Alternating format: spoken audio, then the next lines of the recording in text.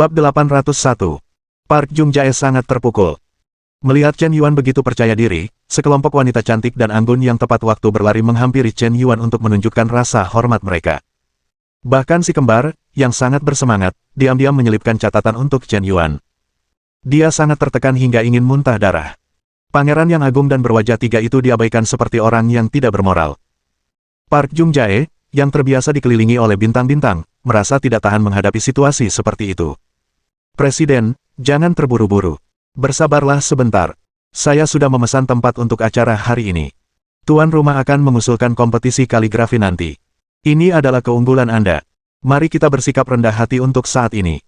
Nanti, Anda akan memukau dunia di pameran kaligrafi, dan kemudian perlahan-lahan mengungkapkan identitas bangsawan Anda. Citra pangeran dari tiga caebol yang rendah hati, sederhana, dan berbakat sudah cukup untuk memikat penonton. Dari generasi muda di sini, siapa yang bisa mengalahkan popularitas Anda? Asisten menjelaskan dengan sabar dari samping. Baiklah, aku akan menanggungnya. Aku ingin melihat berapa lama Chen Yuan ini bisa tetap sombong. Dikelilingi oleh begitu banyak wanita terkenal, dia tampak sangat populer. Padahal, dia hanya memetik biji wijen dan kehilangan semangka.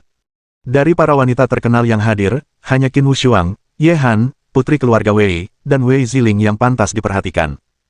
Kecuali ketiga wanita yang benar-benar berharga ini, sisanya hanyalah vas.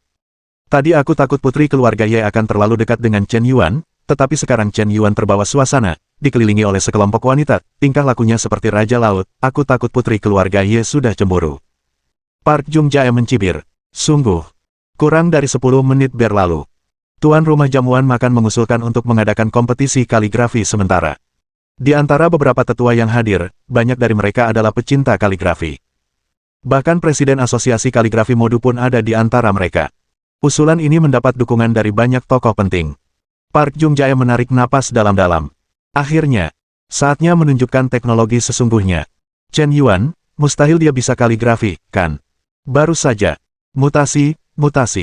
Di antara kerumunan, seorang lelaki tua tiba-tiba pingsan dan mulai kejang-kejang di sekujur tubuhnya, mulutnya berbusa. Banyak orang ketakutan di tempat kejadian. Tidak, seseorang terkena stroke.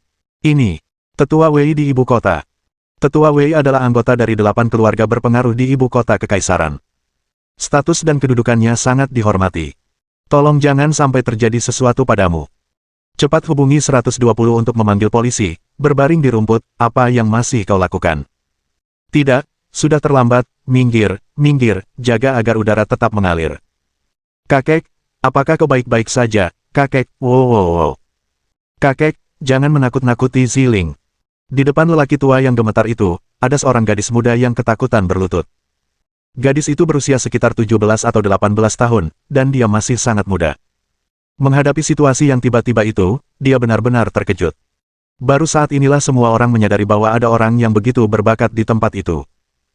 Dia tidak memakai riasan, dia berpakaian seperti gadis tetangga, tidak ada yang berlebihan, bahkan topi kuning kecil pun tidak menutupi temperamen dan kecantikannya. Dia tidak seperti si kembar, yang sengaja berpura-pura polos, dengan sikap yang dibuat-buat. Dia benar-benar murni. Tidak ada jejak debu di antara alisnya yang halus. Tak tertandingi, dengan otot dan tulang yang dingin. Dia tidak memiliki ketajaman, juga tidak memukau, dan penampilannya tidak mencolok. Tetapi ketika Anda benar-benar memperhatikannya, Anda menyadari bahwa dari semua wanita dan wanita cantik yang hadir, hampir tidak ada yang bisa dibandingkan dengannya. Mungkin hanya Ye Han dan Qin Wushuang yang bisa menyainginya. Tetapi gadis ini baru remaja, dan pesonanya belum sepenuhnya mekar. Ketika dia benar-benar memasuki masa puncaknya, itu pasti akan menjadi bencana bagi negara dan rakyat. Minggir.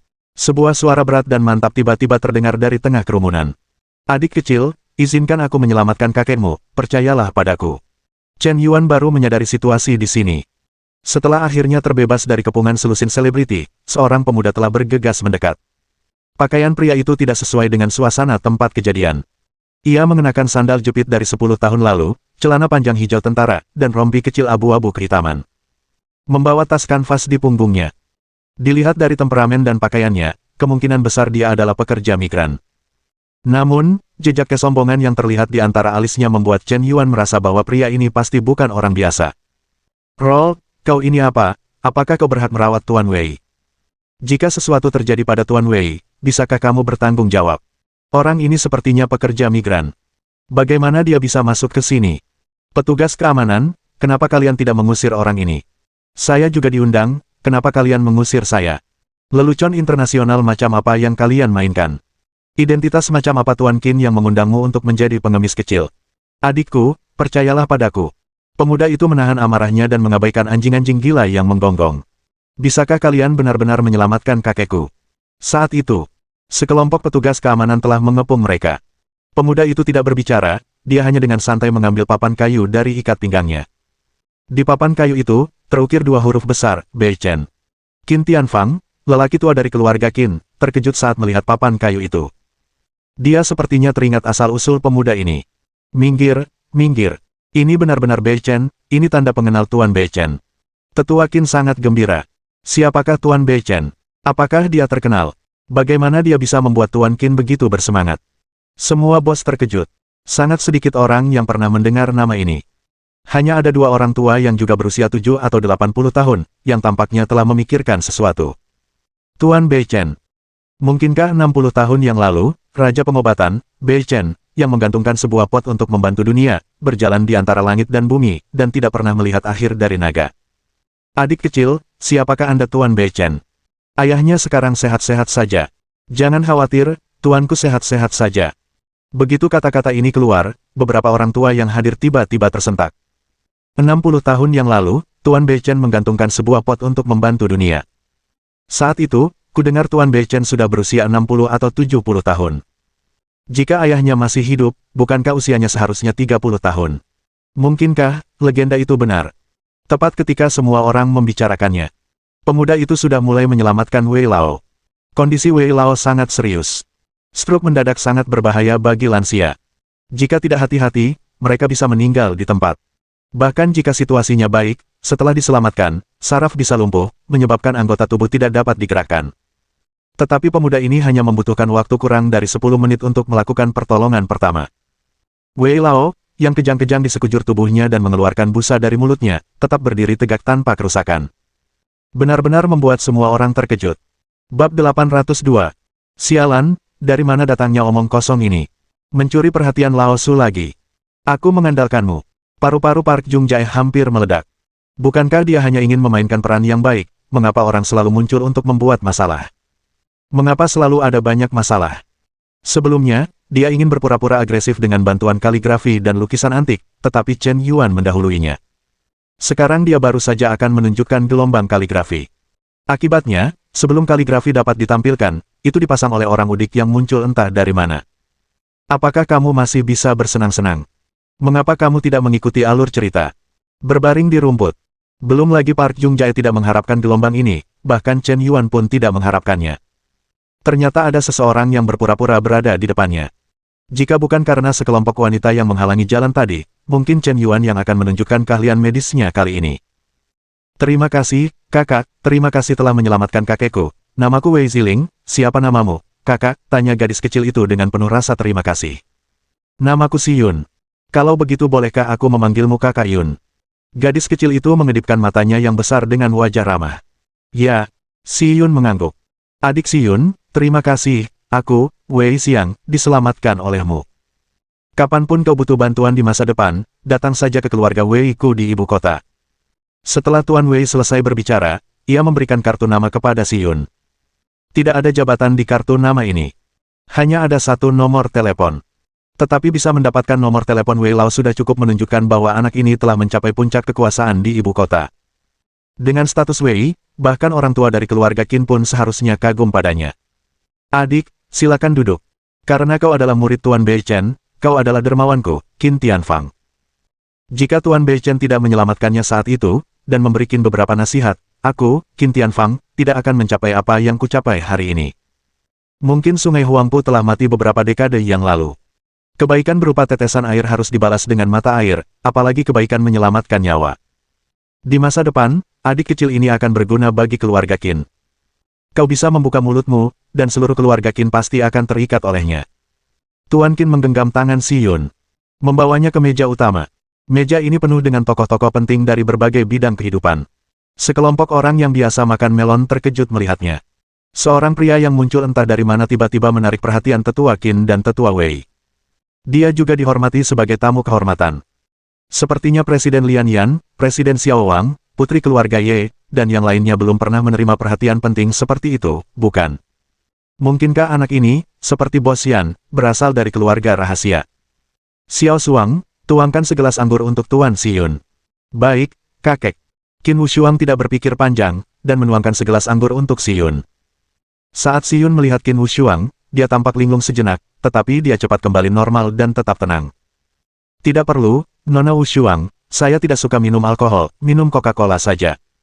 Saat Qin Wushuang menuangkan Coca-Cola untuk Xiyun, dia melihat pihak lain menggerakkan jarinya di bawah meja. Sebuah jarum tipis berwarna emas tembus pandang menusuk perut Qin Wushuang, tetapi Qin Wushuang tampaknya tidak merasakan apapun, bahkan tidak merasakan sedikit pun rasa sakit. Dia sepertinya tidak menemukan apapun. Lakukan semuanya. Xiyun tersenyum tipis. Nona Wushuang, jika Anda merasa tidak enak badan di kemudian hari, Anda bisa datang kepada saya. Anda tidak perlu khawatir tentang itu, saya sehat, kata Qin Wushuang dengan bangga. Dia telah diberdayakan oleh Chen Yuan selama 10 tahun. Sekarang dia merasa penuh energi setiap hari, dan dia memiliki begitu banyak energi sehingga dia tidak bisa menghabiskannya. Bagaimana mungkin dia bisa sakit? Semuanya terjadi hanya dalam sekejap mata. Tidak ada yang memperhatikan gerakan kecil Xiyun. Tetapi penglihatan dinamis Chen Yuan sangat menakjubkan, tindakan ini tidak dapat diperhatikan oleh orang lain, tetapi Chen Yuan dapat melihatnya dengan jelas. Nima, aku benar-benar mengira kau adalah dokter ajaib, jadi kau sebenarnya menggunakan metode ini secara diam-diam. Aku bilang Tuan Wei datang ke perjamuan dengan sopan, mengapa dia tiba-tiba terkena stroke? Jika kau tidak terkena stroke di awal, jika kau tidak terkena stroke di kemudian hari, kau terkena stroke tepat saat kau ingin berpura-pura agresif, dan bukan orang lain yang kebetulan adalah lelaki tua dari keluarga Wei, salah satu dari 8 keluarga kaya di ibu kota. Mungkinkah kau secara khusus menyeleksi target, lalu diam-diam mulai menyebabkan stroke, dan akhirnya berpura-pura menjadi orang baik, dan menyembuhkan penyakit orang lain, tidak hanya memenangkan kebaikan keluarga Wei, tetapi juga menunjukkan gelombang keterampilan medis yang bahkan lebih lembut dan berpura-pura menjadi gelombang paksaan. Bukankah ini terlalu kabur? Sebagai seorang penyembuh, dia memang mungkin punya 2 kuas. Tapi menggunakan keterampilan medis secara sembarangan, sengaja membuat orang sakit, lalu berpura-pura menjadi orang baik, ini agak rendah. Terlebih lagi, dia malah membebankan idenya pada Qin Wushuang. Tidakkah kau tahu bahwa ini adalah benda yang kuikat untuk dijilat anjing? Sungguh berantakan, Tuan Beichen. Melihat wajah terkejut Tuan Qin, awalnya dia berpikir bahwa dunia baru telah terbuka, bahwa Tuan Beichen adalah semacam ahli yang tak tertandingi. Melihat muridnya seperti ini, diperkirakan sang guru tidak jauh lebih baik. Chen Yuan merasa jijik di dalam hatinya. Nona Wushuang, tidak ada yang bisa menjamin bahwa Anda tidak akan pernah sakit, mungkin ada cara untuk berjaga-jaga, mengapa Anda tidak menambahkan saya di WeChat, jika suatu hari Anda sakit, Anda dapat menghubungi saya kapan saja. Anda hanya sakit. Saya tahu mengapa Anda tidak bisa bicara. Xiao Shuang, jangan keras kepala. Tuan Si pasti punya alasan untuk mengatakan ini. Kau sudah melihat kemampuan medisnya barusan. Menambahkan WeChat tidak akan mengurangi sedikit pun nilainya. Aku tidak akan menambahkannya. Kalau kau mau menambahkan kakek, tambahkan saja sendiri. Qin Wushuang meletakkan gelas anggurnya, menoleh, dan pergi. Meskipun pria ini memiliki kemampuan medis yang luar biasa, dia jauh tertinggal dari kakak Chen Yuan dalam hal lain. Melihat Qin Wushuang seperti ini, Xiyun agak tidak setuju. Dia tahu bahwa dalam beberapa hari, keluarga Qin akan datang memohon padanya, dan kemudian dia akan mengajukan lebih banyak tuntutan. Akan ada juga kesempatan untuk menyembuhkan. Lepaskan Qin Wushuang. Cepat atau lambat, wanita ini akan menjadi ikan di talenannya. Tuan Si, Qin Wushuang ini telah dimanjakan oleh kesombongan ayahnya sejak kecil. Dia telah banyak menyinggungnya. Mohon jangan tersinggung, Tuan Si.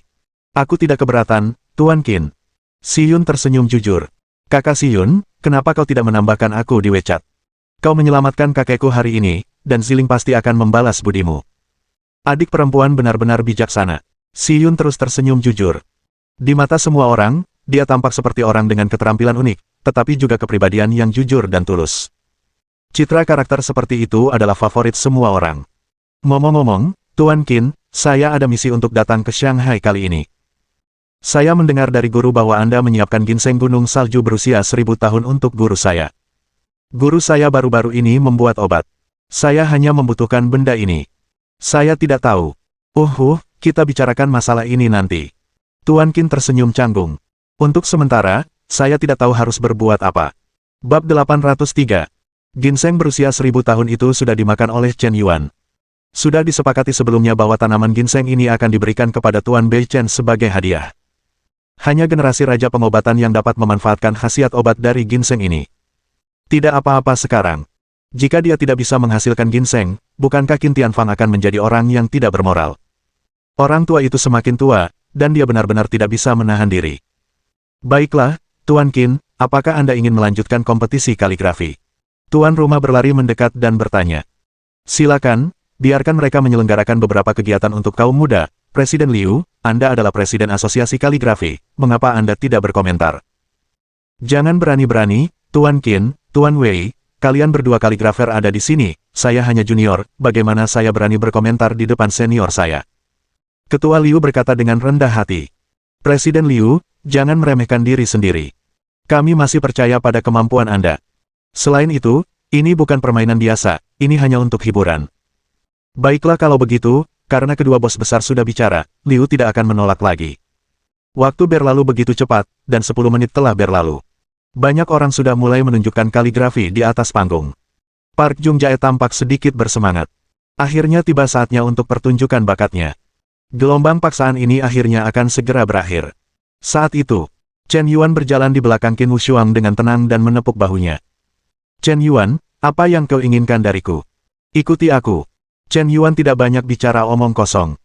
Qin Wushuang mengikutinya dengan sedikit rasa ingin tahu di hatinya. Setelah beberapa saat, keduanya masuk ke lift dan sampai di kamar 1605. Chen Yuan mengeluarkan kartu kamar. Gesek, untuk membuka pintu. Kepala Qin Wushuang sedikit berdengung. Wajahnya memerah setelah menggesek kartu. Dia pikir Chen Yuan akan membisikkan sesuatu padanya, tetapi siapa sangka pria ini langsung membawanya ke kamar hotel. Untuk apa ini? Ini begitu tiba-tiba sehingga tidak ada yang siap secara mental. Chen Yuan, kau, masuk dulu, nanti aku akan jelaskan alasan detailnya.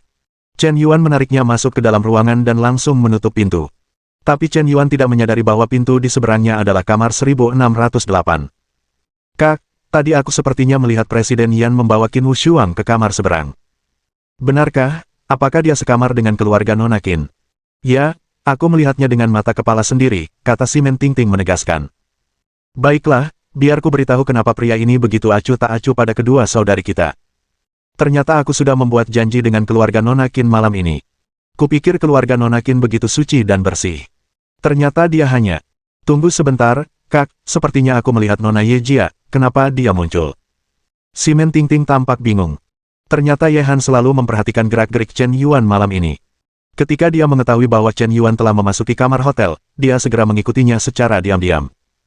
Kemudian dia mengambil catatan kecil itu dan berhenti di pintu kamar 1608. Jadi Chen Yuan juga orang seperti itu. Dia hanya binatang yang berpikir sendiri. Sangat mengecewakan. Saat itu, Chen Yuan mendengar gerakan di luar pintu, dan segera membuka pintu kamar, dan melihat lebih dekat, ternyata itu Ye Han. Nona Ye, Anda datang tepat waktu, silakan masuk. Apa? Saat Ye Han masih termenung, Chen Yuan meraih pergelangan tangannya dan menariknya masuk ke dalam ruangan. Dengan bunyi keras, pintu tertutup. Saat itu, kedua saudari dari keluarga Simen, yang sedang berbaring di tempat terbuka sambil menonton drama, sudah tercengang. Saudari, Nona Qin dan Nona Ye sepertinya mengikuti Presiden Yan ke ruangan yang sama. Ya Tuhan, ini benar-benar menakjubkan, Yuan nomor 1 dan Yuan nomor 2 di kota sihir, mereka benar-benar melayani suami bersama. Kupikir mereka begitu mulia dan tidak terhormat, tapi mereka diam-diam. Ye Han memasuki ruangan. Melihat Qin Wushuang duduk di sofa, menatap dengan mata lebar. Chen Yuan, apa yang akan kau lakukan? Tanya Qin Wushuang. Menyembuhkanmu. Aku tidak sakit. Awalnya tidak, tapi barusan, saat kau menuangkan anggur untuk Si Yun, dia diam-diam menyuntikkan jarum beracun ke tubuhmu. Jika jarum beracun itu tidak dikeluarkan, kau akan sakit parah dalam beberapa hari. Chen Yuan, apakah kau bercanda? Apakah kau pikir aku bercanda? Chen Yuan tampak serius. Qin Wushuang langsung mengerutkan kening. Sepertinya tadi, saat aku menuangkan anggur untuk Si Yun, aku memang merasakan sensasi geli dan mati rasa di perutku, tetapi perasaan ini menghilang dalam sekejap, dan aku tidak terlalu memperhatikannya, mungkinkah? Tapi bukankah Si Yun adalah murid Tuan Bei Chen? Kakekku sangat mengagumi Tuan Bei Chen. Apakah muridnya benar-benar akan melakukan hal seburuk itu? Qin Wushuang sedikit bingung, dengan beberapa keraguan di hatinya. Lalu menurutmu, apakah stroke mendadak Tuan Wei hari ini lebih mungkin terjadi karena kecelakaan atau disengaja? Tanya Chen Yuan di tempat. Lebih baik tidak menyelidiki hal semacam ini. Begitu Anda terlibat, Anda selalu merasa ada terlalu banyak kebetulan, bukan? Begitu Si Yun keluar dari gunung, dia berteman dengan dua keluarga kaya, keluarga Qin di ibu kota iblis dan keluarga Wei di ibu kota kekaisaran. Ngomong-ngomong, dia juga menunjukkan gelombang keterampilan medis yang luar biasa di antara sekelompok orang kaya dan berkuasa. Orang kaya biasa lebih pelit dengan hidup mereka. Jika mereka bisa mengenal dokter jenius yang tak tertandingi seperti itu, mereka pasti akan bergaul dengannya tanpa ragu-ragu. Lagi pula, sekaya apapun seseorang, tidak ada jaminan kapan dia akan sakit parah. Gelombang Si Yun ini dapat dikatakan telah langsung memasuki lingkaran atas Tiongkok. Memiliki kontak penting, manfaat yang telah dia peroleh terlalu banyak.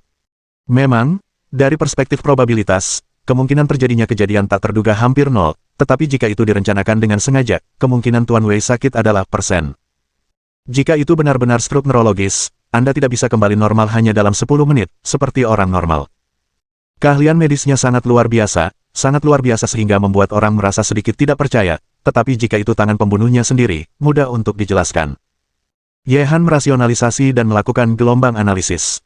Tampaknya Tuan Si Yun benar-benar memiliki masalah besar. Ya, dia juga mengatakan bahwa aku pasti akan sakit di masa depan.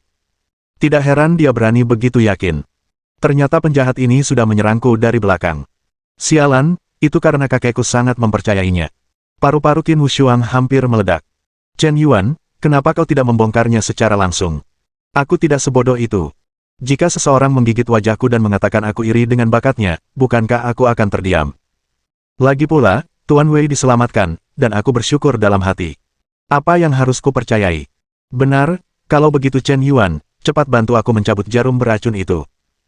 Lepaskan pakaianmu dulu, aku khawatir mencabut jarum beracun ini tidak akan semudah itu, kata Chen Yuan tanpa ekspresi. Apa? Wajah Qin Wushuang tiba-tiba memerah. Bab 804.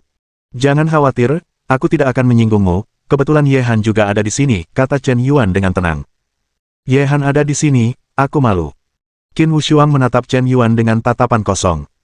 Hubungan di antara mereka sebenarnya tidak membutuhkan kehadiran orang lain sama sekali. Bahkan jika kau memiliki pikiran jahat di hatimu, itu tidak akan dianggap tidak pantas oleh orang lain. Mengapa repot-repot? Umumnya, ketika seorang dokter memeriksa pasien wanita, akan ada perawat wanita yang membantunya. Ini tidak hanya dapat membuktikan ketidakbersalahannya, tetapi juga meringankan tekanan psikologis yang begitu besar bagi pasien. Chen Yuan telah sepenuhnya menempatkan dirinya dalam peran seorang dokter. Qin Wushuang ragu-ragu sejenak. Pada akhirnya, dia perlahan melepas pakaiannya di depan mereka berdua. Dia menundukkan kepalanya di dada, terlalu malu untuk bergerak. Aku merasa seperti kelinci putih kecil sekarang, akan dimakan. Dengan mata tenang, Chen Yuan mulai memeriksa dengan cermat. Di perut Qin Wushuang, ada lubang kecil yang hampir tidak terlihat oleh mata telanjang. Chen Yuan mengulurkan jari telunjuknya dan menekannya dengan ringan. Ah, gelombang sakit. Apakah di sini? Ya, awalnya aku tidak merasakan sakit, tapi saat kau menekannya tadi, sakit sekali. Untungnya, ditemukan tepat waktu. Jika dibiarkan beberapa hari, jarum beracun ini pasti akan menusuk ginjalmu, yang dapat menyebabkan gagal ginjal. Bahkan jika sembuh saat itu, akan meninggalkan bekas luka. Chen Yuan menatap dingin. Si Yun ini terlalu kejam. Demi mendapatkan perhatian dan membuktikan statusnya sebagai dokter jenius, dia tidak ragu untuk menyakiti orang lain. Dia benar-benar hina dan tidak tahu malu. Dia hanyalah orang yang munafik. Ye Han berkata dengan marah dari samping. Baiklah, Han, Chen Yuan, berhenti bicara, cepat cabut jarumnya. Qin Wushuang melipat tangannya. Merasa malu. Dia belum mengenakan pakaian. Bisakah kita membahasnya nanti? Mungkin akan sedikit sakit saat mencabut jarum beracun ini, mohon bersabar. Baik. Qin Wushuang mengangguk. 5 menit gelombang. Proses pencabutan jarum berlangsung sekitar 5 menit. Qin Wushuang berkeringat karena sakit di dahinya, dan Chen Yuan akhirnya berhasil mengeluarkan jarum beracun itu. Alasan utama mengapa sulit untuk mengeluarkannya adalah karena jarumnya terlalu tipis dan lunak. Dan bahannya tampaknya agak istimewa. Setelah memasuki tubuh manusia, jarum itu akan bergerak mengikuti gerakan orang tersebut. Saya khawatir bahkan deteksi instrumental pun mungkin tidak dapat mendeteksinya. Setelah jarum beracun itu dikeluarkan, Chen Yuan tak kuasa menatap Qin Wushuang. Lapisan titik-titik, tak terhalang, naik turun, sehalus giok. Suang-suang, cepat pakai bajumu, jangan sampai kedinginan. Ye Han dengan cepat mengambil pakaian dan memakaikannya pada Qin Wushuang. Chen Yuan. Saudari, cepat lihat, Tuan Yan, Ye Han, Qin Wushuang, mereka bertiga sepertinya sudah keluar dari ruangan. Simen Tingting, yang mengintip melalui mata kucing, berkata dengan cepat. Petik 2. Secepat itu. Kurang dari 10 menit, kan? 10 menit tidak buruk. Terakhir kali aku bertemu Ye Xiong itu, dia hanya punya waktu 1 menit. Pencabutan jarum selesai. Chen Yuan, Ye Han, dan Qin Wushuang kembali ke aula perjamuan. Saat ini, di tengah tempat acara, semua orang berseru. Apakah dia Park Jung Jae, putra mahkota Sansing? Dia tampan sekali. Yang lebih luar biasa lagi adalah Tuan Park sangat mahir dalam kaligrafi Tiongkok. Dia orang Korea, tetapi kaligrafinya sangat bagus. Tidak ada seorang pun di sini yang bisa menandinginya. Status konsorsium Sansing di negara Kimchi bahkan lebih kuat daripada pinguin domestik. Konsorsium ini mencakup semua bidang, mulai dari ekonomi kesejahteraan rakyat hingga bidang ilmu pengetahuan dan teknologi, keuangan, dan militer. Dia adalah caibol papan atas sejati. Sangat rendah hati. Gelombang kenapa Tuan Yan pergi? Jika Tuan Yan ada di sini, bagaimana mungkin giliran orang Korea yang berpura-pura? Sekelompok orang yang makan melon membicarakannya. Sepertinya Park Jung Jae akhirnya berpura-pura menjadi pengganggu besar selama kepergian Chen Yuan. Sejujurnya, saya juga tahu sedikit tentang kaligrafi. Saya ingin mendiskusikannya dengan Tuan Pu. Saya tidak tahu apakah itu mungkin. Kamu juga tahu kaligrafi. Park Jung Jae melirik Si Yun dengan jijik. Bagaimana bisa orang udik ini muncul lagi? Baru saja kau menggunakan keahlian medis untuk menyelamatkan orang dan mendapatkan banyak perhatian, sekarang kau bahkan memikirkan perhatian dari kaligrafi. Seorang rakyat jelata yang melarikan diri dari jurang, bukankah dia juga ingin menamparkan Pangeran Sansing? Tentu saja, di tanah Tiongkok, ada banyak ahli kaligrafi seperti bulu sapi. Meskipun aku hanya belajar sedikit kaligrafi, tidak masalah untuk mengalahkanmu. Si Yun berkata dengan lantang. Di antara gerakannya, terdapat tekanan yang kuat. Aku melihatnya meletakkan satu tangan di punggung, satu tangan di dada, dan tangan lainnya di belakang pinggangnya, memegang pena tinta, dan menulis puisi, Man Jiang Hong. Marah, bersandar di pagar, beristirahat di tengah gerimis. Mendongak, menatap langit dan berteriak, dengan hati yang kuat. 30 tahun ketenaran dan debu dan tanah, 8.000 mil awan dan bulan. Jangan menunggu, kepala anak laki-laki itu memutih, kosong dan sedih. Rasa malu jingkang masih belum terselesaikan. Kapan kebencian para abdi dalam akan hilang? Mengendarai mobil panjang dan menerobos kekurangan Gunung Helan. Ambisi untuk memakan daging hulu, menertawakan darah Xiongnu yang haus. Mulai dari awal, membersihkan gunung dan sungai tua, menggulingkan ke Menseingret, yang fasih tercermin di kertas beras seperti kait perak yang dilukis di atas besi. Setiap kata agung dan megah, dan seseorang dapat dengan jelas melihat aura yang menakjubkan dari fontnya. Kaligrafi tingkat master, ini jelas kaligrafi tingkat master. Hanya kaligrafi tingkat master yang dapat mengintegrasikan momentum seperti itu ke dalam huruf. Tuan Si Yun benar-benar luar biasa. Dia pantas menjadi murid berprestasi Tuan Bei Chen. Di usia yang begitu muda, dia begitu mahir dalam kaligrafi sehingga bahkan orang tua itu pun merasa malu, kata Presiden Liu dari Asosiasi Kaligrafi dengan wajah malu. Sungguh bagus. Kaligrafi dan keterampilan medisnya tak tertandingi. Dia masih muda dan memiliki masa depan yang tak terbatas, puji Wei Lao. Kakak Si Yun benar-benar hebat. Saya pikir dia jauh lebih baik daripada Yan Zong itu. Yan Zong hanya mengandalkan latar belakang keluarganya yang misterius. Dalam hal bakat sejati, dia tidak sebaik si Zong. Kakak Yun, dan Yan itu selalu pelin-pelan, terus-menerus bergosip, dia menjijikan sekali. Kakak Si Yun 10 kali, 100 kali lebih baik darinya, orang yang berintegritas dan berbakat seperti kakak Si Yun adalah dewa sejati negara. Cucu perempuan tetua Wei Ziling, berkata dengan ekspresi marah di wajahnya. Dia paling membenci generasi kedua orang kaya yang suka berpura-pura. Melakukan apapun yang mereka inginkan dengan uang. Tidak pernah tulus tentang perasaan. Sejenak dia menggoda keluarga Nona Ye, sebentar dia menggoda keluarga Nona Qin, dan menggoda si kembar. Benar-benar Raja Laut. Sebaliknya, Si Yun begitu sederhana dan bersahaja, tetapi dia bisa berdiri tegak di saat kritis, dan bahkan mampu menghancurkan keberadaan Pangeran Sansing, itulah yang dia hargai. Mentalitas Park Jung Jae telah runtuh. Dia memastikan bahwa Chen Yuan tidak tahu kaligrafi, jadi dia memperagakan gerakan kaligrafi. Siapa sangka, gerakan kaligrafi Chen Yuan itu tidak berhasil, malah ditampar wajahnya oleh seorang udik. Seandainya dia tahu ini lebih awal, dia mungkin juga sudah ditampar wajahnya oleh Tuan Yan. Bab 805. Setidaknya Tuan Yan memiliki status tinggi, dan dia merasa lebih baik ketika dibandingkan. Apa itu Si Yun? Park Jung Jae sangat marah. Sebuah seringai muncul dari sudut mulut Si Yun. Tuanku, jangan pamer kaligrafi Anda di Huaxia lagi lain kali. Anda bahkan tidak bisa dibandingkan dengan saya, seorang penduduk desa pegunungan yang lulus dari sekolah dasar, dan Anda masih ingin berpura-pura. Anda harus kembali dan belajar selama 2 tahun lagi. Si Yun menepuk bahu Park Jung Jae dengan sedikit rasa malu. Beberapa bubuk putih di tangannya jatuh diam-diam di tubuh Pu Zengsai. Kau, Park Jung Jae sangat marah, dan hampir meledak, tiba-tiba seluruh tubuhnya mulai gatal. Apa yang kau lakukan? Apa yang telah kau lakukan padaku? Gatal gelombang. Untuk sesaat, Park Jung Jae merasa sangat gatal di seluruh tubuhnya. Tak tertahankan. Dia tidak bisa menahan diri dan mulai membuka pakaiannya. Tuan Pu Gongxi, jika Anda memohon dengan berlutut, mungkin saya akan berbaik hati dan menyembuhkan Anda. Pergi dari sini. Dasar udik, tunggu aku, masalah ini tidak ada habisnya. Asisten Sen, panggilkan dokter.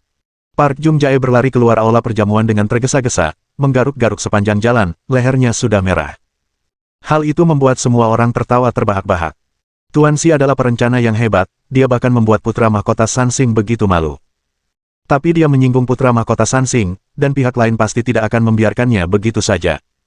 Apa yang kalian takutkan? Sekarang Tuan Si Yun didukung oleh keluarga Qin dan keluarga Wei, sekuat apapun konsorsium Sansing, mereka tidak akan bisa mengubah keadaan di Tiongkok. Benar sekali, seorang pahlawan adalah seorang anak laki-laki. Semua orang memuji. Beberapa bos besar dan senior memandang Si Yun dengan kagum. Sialan, Si Yun, bajingan munafik, biarkan dia pamer lagi. Aku ingin membongkar perilaku bajingan ini. Tunggu sebentar. Chen Yuan mengulurkan tangannya untuk menghalangi Qin Wushuang. Chen Yuan, kenapa kau menghentikanku? Kau pikir jika kau langsung maju dan membongkar kebohongannya sekarang, orang-orang akan percaya padamu? Bukti apa yang kau punya? Bukankah jarum beracun itu bukti terbaik? Siapa yang melihatnya? Tanya Chen Yuan. Kau. Lalu kenapa orang lain tidak melihatnya, tapi aku melihatnya? Ya, aku juga ingin bertanya, kenapa kau melihatnya, sedangkan aku sendiri tidak menyadarinya saat itu? Tanya Qin Wushuang penasaran. Inilah akar masalahnya. Kau tidak menyadarinya saat itu, tetapi jika kau membalas setelahnya, tidak ada yang akan mempercayaimu, begitu pula aku. Mungkin aku akan bilang aku iri dengan bakatnya. Chen Yuan, apakah kau tahu kaligrafi? Bukankah kau tahu segalanya? Naiklah dan pukul wajahnya untukku. Qin Wushuang sepertinya memikirkan sesuatu. Chen Yuan adalah kultivator abadi. Bahkan mungkin monster tua yang telah hidup selama ratusan tahun. Apakah ada hal lain yang tidak dia ketahui? Kaligrafi, aku memang tahu sedikit. Chen Yuan belum selesai berbicara. Tiba-tiba, Si Yun berjalan menuju Chen Yuan selangkah demi selangkah dengan langkah mantap. Para pemakan melon di tengah secara otomatis mulai terbagi menjadi 2 baris. Baru kemudian semua orang menyadari bahwa Tuan Yan tampaknya telah kembali. Tidak hanya kembali, tetapi di sebelah kiri dan kanan, ada putri keluarga Ye dan putri keluarga Qin. Di belakangnya ada saudara kembar, Simen Nana dan Simen Tingting. Apakah kau perhatikan bahwa selama kompetisi kaligrafi tadi, kedua saudari dari keluarga Simen, serta putri dari keluarga Ye dan putri dari keluarga Qin menghilang? Sial, Tuan Yan masih hebat, para wanita dan putri tercantuk di lapangan, semuanya direbut olehnya. Inilah kenyataannya, seberapapun berbakatnya seseorang, mereka tidak bisa dibandingkan dengan kemampuan menghasilkan uang. Meskipun bagi Tuan Si Yun, menghasilkan uang itu mudah, tetapi jika dia ingin mencapai kekayaan Tuan Yan, aku khawatir dia harus berjuang selama bertahun-tahun, atau bahkan seumur hidup. Si Yun menatap Chen Yuan, dengan senyum sederhana dan jujur di sudut mulutnya. Lawan sebenarnya akhirnya muncul. Benar, pangeran ketiga, Park Jung Jae, hanyalah hidangan pembuka. Target utamanya hari ini adalah Bos Yan. Dia ingin melihat apakah miliarder ini, yang terkenal di Tiongkok, yang dikenal sebagai Dewa Nasional, dan Bos Dunia, benar-benar hebat.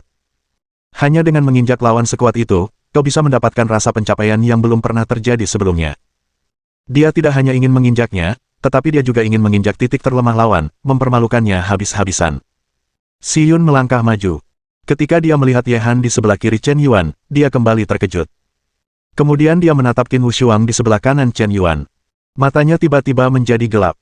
Wanita yang sangat berbakat dan cantik luar biasa seperti itu, direbut oleh generasi kedua orang kaya yang tidak berharga. Sungguh pemborosan uang. Ada juga Qin Wushuang ini, yang tidak tahu cara merayumu, jadi kau akan memohon padaku berlutut dalam 2 hari. Mata Si Yun dengan cepat kembali normal. Dengan wajah sederhana dan jujur, dia mengulurkan tangan kanannya kepada Chen Yuan. Halo, Tuan Yan. Saya pernah mendengar tentang Anda sebelum saya keluar dari gunung. Anda benar-benar terkenal dan memiliki banyak penggemar. Saya mendengar bahwa Anda sangat pandai bermain catur. Saya ingin tahu apakah saya boleh mendapat kehormatan untuk bermain 2 pertandingan dengan Anda. Wajah Si Yun tampak ramah. Dengan nada ingin berteman, sepertinya tidak ada niat jahat. Chen Yuan memasukkan tangannya ke dalam saku, melihat tangan kirinya yang terulur, dan mengamatinya dari atas ke bawah selama lebih dari 10 detik. Sama sekali tidak berniat untuk berjabat tangan dengannya. Sebenarnya, keahlian saya bukanlah bermain catur. Oh, lalu keahlianmu apa? Aku jago menamparkan wajah. Setelah Chen Yuan selesai berbicara, dia menamparkan Si Yun.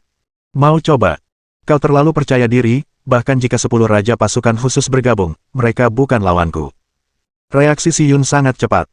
Saat Chen Yuan menamparnya, dia mundur dengan keras, dan serangkaian gerakan pamungkas balasan, dikombinasikan dengan teknik medis, telah muncul di benaknya. Bersiap untuk menyerang balik. Namun, meskipun reaksinya cepat, Chen Yuan bahkan lebih cepat. Saat dia berakselerasi untuk menghindar, tangan Chen Yuan juga berakselerasi. Krak! Terdengar suara keras. Tamparan yang tajam dan keras itu bergema di seluruh aula perjamuan. Tamparan ini langsung membuat Si Yun terlempar. Dia terlempar setidaknya 5 meter ke udara. Dengan suara keras, meja makan hancur berkeping-keping. Bagaimana ini mungkin? Bagaimana dia bisa begitu cepat dan kuat? Begitu pikiran ini terlintas di benak Si Yun, dia langsung pingsan. Menarik sekali. Kecepatan reaksinya setidaknya 3 kali lebih cepat daripada orang biasa, dan kebugaran fisiknya juga sangat kuat. Setelah ditampar dengan 3 poin kekuatanku, gigiku bahkan tidak copot. Kebugaran fisik seperti ini kemungkinan mencapai 50, yang kira-kira 5 kali lipat dari orang normal. Qin Wushuang dan Ye Han terkejut sejenak. Mereka tidak pernah menyangka Chen Yuan akan begitu kasar. Orang-orang hanya meminta Anda untuk bermain catur. Kau tidak bisa melakukannya secara langsung, kan? Jangan menatapku seperti itu. Jika kau membuatnya pingsan, dia tidak akan bisa membantah. Kau seharusnya bisa menemukan bukti padanya. Saat ini, Tetua Wei dan Tetua Qin sudah sangat marah. Bab 806. Lancangnya, Tuan Si Yun adalah penyelamat Wei. Jika kau memukuli Tuan Si di depan umum, apakah kau tidak memperhatikan keluarga Wei di ibu kota? Wei Xiang memarahi dengan marah. Tidak baik, kakek, orang ini terlalu agresif, Tuan Si Yun sudah pingsan karenanya. Wei Ziling memeriksa reaksi Si Yun. Sungguh mengejutkan. Terlihat banyak darah mengalir dari sudut mulut Si Yun. Dia juga menderita beberapa memar. Meja hancur berkeping-keping, hampir berantakan. Terlihat jelas bahwa serangan Chen Yuan sangat kejam. Ini untuk memukuli orang sampai mati. Chen Yuan, bukankah kau sudah keterlaluan hari ini? Aku akui kau adalah pemuda yang sangat cakap, tetapi ini bukan alasan untuk pelanggaran hukummu. Si Yun adalah murid Tuan Bei Chen, tetapi Tuan Bei Chen adalah orang yang paling kuhormati dalam hidupku. Jika kau tidak memberiku penjelasan yang masuk akal hari ini, aku tidak akan bisa membantumu. Tetua Qin menahan amarahnya, tetapi ia hampir meledak. Dikelilingi oleh sekelompok orang yang sedang makan melon. Lalu menunjuk. Mungkinkah Tuan Yan iri dengan bakat orang lain, sehingga ia tidak setuju dan melakukan tindakan kejam seperti itu? Terlalu sombong, terlalu mendominasi. Jika Anda punya uang dan kekuasaan, Anda bisa melakukan apapun yang Anda inginkan. Bisakah Anda begitu tidak masuk akal? Menyakiti orang lain dengan sengaja dan menyebabkan luka serius dapat dihukum penjara dengan jangka waktu tetap lebih dari 3 tahun dan kurang dari 10 tahun. Perilaku Tuan Yan jelas merupakan kejahatan menyakiti orang lain dengan sengaja. Segera panggil polisi dan tangkap dia. Orang-orang yang melanggar hukum harus mendapatkan apa yang pantas mereka dapatkan. Untuk sesaat, suasana menjadi sedikit tegang. Perilaku Chen Yuan barusan, di mata siapapun, sangat tidak masuk akal, terlalu sombong dan mendominasi. Ia selalu menjadi pusat perhatian, dan banyak orang tidak menyukainya. Alasan utamanya adalah karena ia tidak menemukan alasan untuk menyerangnya sebelumnya. Sekarang kau punya alasan, kenapa kau tidak segera menambah penderitaan orang lain?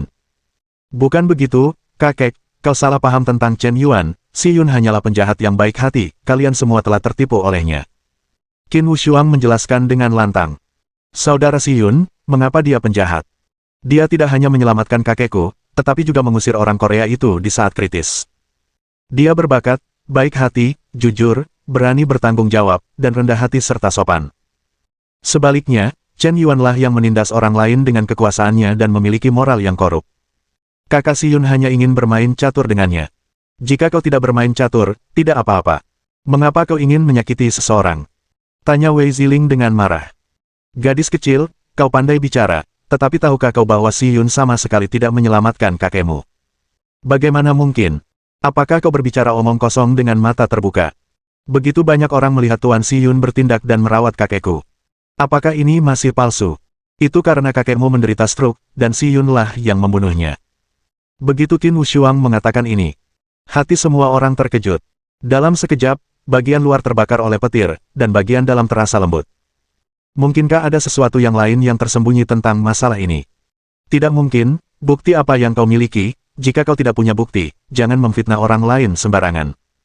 Percaya atau tidak, bagaimanapun, aku rasa ini bukan kebetulan. Qin Wushuang memalingkan wajahnya dengan wajah angkuh, seolah-olah dia tidak perlu menjelaskan. Jika kau tidak bisa memberikan bukti, jangan meludah darah, balas Wei Ziling dengan keras. Saat itu, Chen Yuan menepuk bahu Qin Wushuang dan melangkah keluar. Wei tua, aku sudah mengamati gejalamu sebelumnya. Memang agak mirip stroke, tetapi gejalanya serupa, dan itu tidak selalu berarti stroke. Kurasa kau harus membiasakan diri untuk melakukan pemeriksaan fisik secara teratur. Kau hanya perlu pergi ke lembaga medis profesional, memeriksa gejala spesifiknya, mengambil foto ronsen untuk melihat apakah itu stroke, semuanya akan jelas dalam sekejap. Jika kau benar-benar mengalami stroke mendadak, Si Yun tentu akan menjadi penyelamatmu. Kau bisa yakin bahwa keahlian medisnya luar biasa. Jika kau tidak mengalami stroke, tetapi seseorang meracunimu, maka dokter jenius ini mungkin hampir membunuhmu. Pembunuh nyawa. Begitu Chen Yuan mengatakan ini, Tetua Wei juga mulai ragu. Melihat apa yang dikatakan Chen Yuan dengan begitu tegas, mungkinkah ada hal lain yang disembunyikan? Sebagai tokoh yang sangat dihormati di keluarga Wei di ibu kota, kesehatannya melibatkan banyak koneksi. Jadi setiap bulan ia akan melakukan pemeriksaan fisik rutin 2 kali. Indikator fisiknya relatif normal. Aku benar-benar tidak menyangka akan terkena stroke. Penyakit ini memang sangat aneh. Ya, Chen Yuan masih punya cara. Kakek, jangan salahkan Chen Yuan. Si Yun ini bukan seperti yang kakek bayangkan. Saat aku menuangkan anggur untuknya tadi, tiba-tiba aku merasakan sakit di perutku. Saat itu, aku pikir aku akan datang menstruasi, jadi aku tidak terlalu memperhatikannya. Tapi Chen Yuan memberitahuku setelah itu bahwa aku ditusuk jarum beracun oleh Si Yun. Jika jarum beracun itu tidak segera dikeluarkan, aku mungkin akan mati karena gagal ginjal. Apakah orang ini benar-benar terlalu licik? Qin Wushuang berlinang air mata, dan berkata dengan wajah sedih. Benarkah begitu? Qin Tianfang tidak percaya. Si Yun terlihat jujur dan tulus, tidak seperti orang seperti ini. Cucuku tersayang seharusnya tidak berbohong tentang hal semacam ini. Aku bisa bersaksi bahwa memang benar begitu. Ini adalah jarum beracun yang dikeluarkan Chen Yuan dari perut suang-suang tadi. Aku melihatnya dengan mata kepala sendiri. Ye Han mengeluarkan jarum emas tembus pandang. Bahkan putri keluarga Ye pun maju untuk bersaksi. Mungkinkah apa yang mereka katakan itu benar? Tak lama kemudian, beberapa petugas keamanan menemukan beberapa barang mencurigakan di tubuh Si Yun. Di dalam balutan kanvasnya, terdapat jarum-jarum lunak yang sama. Tidak hanya itu, tetapi juga ada beberapa botol dan guci yang berantakan di dalamnya. Tetua Qin mengambil sebuah botol kecil. Ada 3 huruf besar, He Huan San, tertulis di atasnya dengan jelas. Tetua Wei juga mengambil sebuah botol kecil. Pil Longyang. Kekacauan macam apa ini? Haha. Nona Wei, ini adalah saudara Si Yun yang berbakat, baik hati, jujur, rendah hati, dan sopan yang Anda sebutkan. Jika dia benar-benar orang baik, mengapa ada barang-barang berantakan seperti itu di tasnya? Wei Ziling tidak percaya. Saat ini, Si Yun, setelah pingsan selama 5 menit, tiba-tiba terbangun perlahan. Merasakan rasa sakit yang membakar di wajahnya. Kebencian yang mengerikan tiba-tiba muncul di hatinya. Ini tidak masuk akal, ini tidak masuk akal. Dia berada di bawah Raja Pengobatan, seorang murid yang tertutup, tetapi dia ditampar di depan umum oleh orang biasa. Ini benar-benar tidak bisa dimaafkan. Keagungan generasi Raja Pengobatan tidak dapat diprovokasi, dan siapapun yang melanggarnya akan mati. Kali ini, dia benar-benar diprovokasi. Ada beberapa cara yang tidak ingin dia gunakan. Namun karena Chen Yuan memaksanya, jangan salahkan dia jika bersikap kejam. Sebagai seorang dokter jenius, dia telah memperoleh biografi sebenarnya dari Raja Pengobatan, dan dia bisa membunuh orang yang tak terlihat. Bab 807. Si Yun menyentuhnya dengan santai. Hei, di mana obatku? Kemudian, dia menyadari ada sesuatu yang aneh dengan suasana di lapangan. Semua orang menatapnya dengan curiga. Bahkan Wei Ziling, gadis kecil yang sangat mengaguminya sebelumnya, tampak bingung. Kak Ziling, kenapa kau menatapku seperti ini? Tuan Si Yun, apakah ini milik Anda? Wei Ziling menyerahkan bubuk akasia di depan Si Yun dan bertanya langsung. Si Yun awalnya terkejut, tapi segera ketenangannya pulih. Kemudian dia mengangguk dengan tenang. Obat-obatan ini milikku, apa masalahnya? Tuan Si Yun, aku benar-benar tidak menyangka kau orang seperti ini. Mengapa ada hal-hal menjijikkan seperti itu di dalam paketmu? Mata Wei Ziling memerah. Apa yang menjijikkan? Kau melihat-lihat paketku tanpa izinku, apakah kau seorang pria terhormat? Obat apa saja yang ada di dalam paketku, apa efek spesifik dari obat-obatan ini, dan efek baru apa yang akan dihasilkan dari kombinasi obat-obatan ini? Apa kau benar-benar tahu? Ketika kau tidak tahu apa-apa, langsung saja mengambil kesimpulan. Itu murni prasangka untuk mempercayai kata-kata sepihak orang lain. Bubuk akasia dapat membangkitkan dan menyegarkan pikiran saat melakukan resusitasi pada pasien yang sakit kritis. Bubuk ini dapat meningkatkan kemauan dan keinginan pasien untuk bertahan hidup, dan dapat mengurangi rasa sakit pasien sampai batas tertentu. Apa kau tahu ini? Si Yun berkata dengan wajah penuh keyakinan. Menghadapi situasi ini, bukannya merasa bersalah sama sekali, anak ini malah memukulinya. Orang ini, orang jahat bisa disebut baik. Qin Wushuang tak kuasa menahan diri untuk memutar matanya. Tapi Wei Ziling tampaknya benar-benar mempercayainya. Kombinasi obat memang memiliki efek yang berbeda. Pisau dapur dapat memotong sayuran dan memotong orang. Bisakah ini menyalahkan pisau? Tidak ada yang salah dengan pisau. Kuncinya tergantung pada bagaimana pemilik pisau menggunakannya. Begitu pula dengan penggunaan obat-obatan. Saudara Si Yun, seseorang baru saja mengatakan bahwa kakekku menderita stroke dan kaulah yang meracuninya. Kejadian ini terlalu kebetulan. Benarkah kau yang melakukannya? Wei Ziling terus bertanya. Itu hanya lelucon. Si X belajar kedokteran dari gurunya sejak usia 7 tahun. Sudah tahun sejak saat itu. Dia mengobati penyakit dan menyelamatkan orang sebagai tanggung jawabnya sendiri. Dia tidak pernah menyakiti siapapun. Jika benar aku yang meracuni dan membunuh kakek Wei, aku akan mati dengan mengerikan. Si Yun langsung mengucapkan sumpah serapah yang penuh kebencian, berbicara dengan tegas, dengan ekspresi penuh fitnah. Petik 2. Ditambah dengan penampilan yang sederhana dan jujur. Semua orang langsung mempercayainya. Terutama orang biasa yang benar-benar tidak berani mengucapkan sumpah sekeji itu dengan sembarangan. Aku khawatir suatu hari nanti, pembalasan akan benar-benar menimpaku. Si Yun mengucapkan sumpah seperti itu, dan Wei tua tidak lagi meragukannya. Tuan Si Yun, maafkan aku telah berbuat salah padamu. Wei seharusnya tidak memperlakukan seorang pria terhormat dengan hati seorang penjahat. Kau menyelamatkan nyawaku, tetapi orang tua ini masih meragukanmu. Aku benar-benar malu. Jangan khawatir, Wei akan mencari keadilan untukmu atas semua perlakuan tidak adil yang kau derita hari ini. Mata Wei Xiang terpejam, dan momentum yang megah menekan ke arah Chen Yuan. Tuan Wei, jangan dengarkan kata-katanya yang sepihak. Dia hanya berdalih. Apakah karena dia mengucapkan sumpah keji sehingga kau harus mempercayainya? Sebaiknya kau pergi ke rumah sakit untuk pemeriksaan. Ketika saatnya tiba, kau akan memiliki kesimpulan sendiri tentang siapa yang berbohong. Qin Wushuang berkata dengan cepat. Bagus sekali, aku bisa melihatnya dengan jelas. Inilah wajah kelas atas kalian. Hanya sekelompok orang tak tahu berterima kasih yang memperlakukan dermawan mereka dengan pertanyaan berulang. Keraguan. Pengawasan. Aku, Si Yun, berjalan di antara langit dan bumi. Tetapi aku ingin merasa malu, dan aku tidak ingin bersama kalian, jadi aku mengucapkan selamat tinggal. Si Yun mendengus dingin, dan pergi dengan marah. Tatapan angkuh dan sombong itu benar-benar membuat banyak orang merasa malu. Saudara Si Yun, maafkan aku, Ziling yang salah paham. Wei Ziling mengejar beberapa langkah, dan buru-buru meminta maaf, tetapi Si Yun tetap meninggalkan aula perjamuan tanpa menoleh. Untuk sesaat, semua orang mulai menunjuk-nunjuk. Melihat penampilan Tuan Si Yun, dia pasti telah diperlakukan tidak adil. Jika itu aku mungkin akan lebih dirugikan daripada Tuan Si Yun. Aku cukup baik untuk menyelamatkan orang, tetapi alih-alih mendapatkan imbalan, aku malah dicurigai. Kebaikanku diperlakukan seperti hati dan paru-paru keledai. Tidak ada yang tahan. Benar, tidak ada seorang pun di seluruh negeri yang berani membantu nenek menyeberang jalan sekarang. Bukannya semua orang tidak punya kasih sayang, tetapi kau tidak mendapatkan imbalan apapun untuk melakukan perbuatan baik, dan kau malah mungkin diperas. Apa yang salah dengan masyarakat ini?